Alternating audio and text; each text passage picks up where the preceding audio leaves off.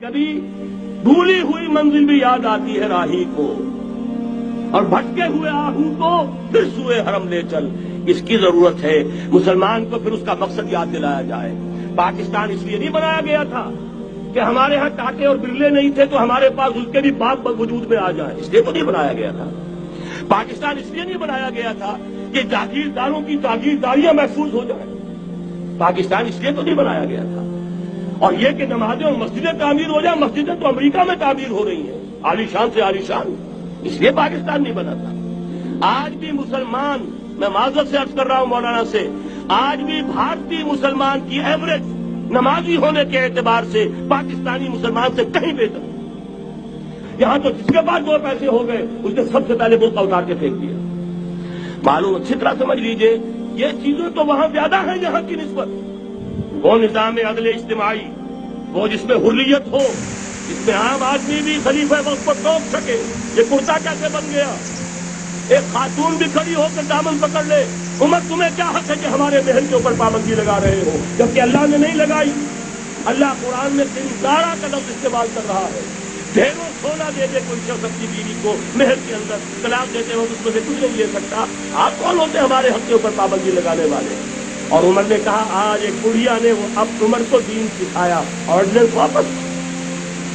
حضرت سعد بن ابی وقاص رضی اللہ تعالی عنہ جو فاتح ہے ایران کے، وہ گورنر ایسے نہیں بن گئے تھے ریوڑیاں بٹی ہو اور گورنری مل گئی ہو، وہ تو خود فاتح تھے ایران کے، اس لیے گورنر تھے۔ صرف ایک پرچہ پہنچا ہے بارگاہ خلافت میں، حضرت عمر فاروق کے پاس انفارمیشن آئی، سعد نے اپنے گھر کے باہر ڈیوڑی بنا لی ہے اور ایک دربان کھڑا کر دیا۔ حضرت بلال کو بھیجا ہے رقعہ دے کر، اور یہ حکم تھا کہ بلال پہلے تو جاتے ہی ڈیوڑی میں آگ لگا دینا، پھر یہ رقعہ دینا میرا۔ اور رقعے میں لکھا ہوا تھا، اے سعد، لوگوں کو ان کی ماں نے آزاد جانا تھا، تم نے انہیں اپنا غلام کب سے بنا لیا ہے؟ یہ دربان کھڑے کر دیا اپنے آگے۔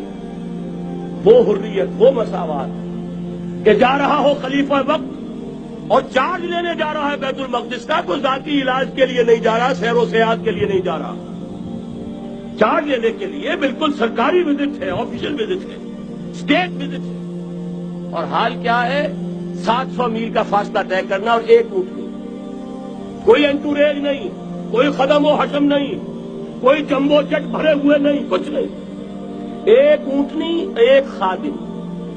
اس ایک اونٹنی پر چونکہ راستے کا راشن بھی ہے لہذا دو آدمی نہیں بیٹھ سکتے، ایک بیٹھ سکتا۔ ایک منزل خلیفہ وقت بیٹھا ہوا ہے اوپر اور خادم نکیل پکڑ کر چل رہا ہے، اگلی منزل خادم اوپر بیٹھا ہے اور خلیفہ وقت عمر بن الخطاب رضی اللہ تعالی عنہ، اور وہ آگے آگے نکیل پکڑ کر چل رہا ہے۔ یہ نظام چاہیے آج، اور نظام اس کے انتظار میں، اس کی تلاش میں نوع انسانی نے کتنے تجربے کر لیے، کیسی چھلانگیں لگائی، ملوکیت ختم کی، آسمان سے گرا کھجور میں اٹکا، جمہوریت آئی نام نہاد، لیکن وہ سرمایہ دارانہ نظام بن کر آگے سے بڑھ کر لعنت بن گئی۔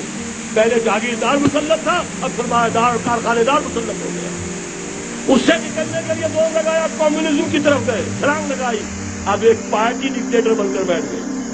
انسان رست از یک بند کا استاد در بندے جگر، ایک چیز سے غلامی سے نجات پاتا ہے، دوسری میں پھنس جاتا ہے۔ اور کیوں؟ کہ وہ نظام عدل اجتماعی جو محمد عربی کو دے کر بھیجا گیا تھا، اس کے کسٹوڈین سوئے ہوئے، اس کے کسٹوڈین کو اندازہ ہی نہیں۔ یہ نسخہ تو ہمارے پاس تھا، ہمیں عمل کرنا تھا اور دنیا کے سامنے پیش کرنا تھا۔ پاکستان بنایا اس لیے گیا تھا کہ ہم اس کا ایک نمونہ دنیا کے سامنے پیش کریں گے۔ قائد اعظم نے فرمایا تھا کہ ہم یہ چاہتے ہیں کہ پاکستان کی صورت میں ایک نمونہ قائم کر کے دکھا دیں۔ کہاں ہے وہ؟ بھٹک گئے، سو گئے۔ بہرحال اب بھی وقت ہے، جب تک سانس تب تک آس۔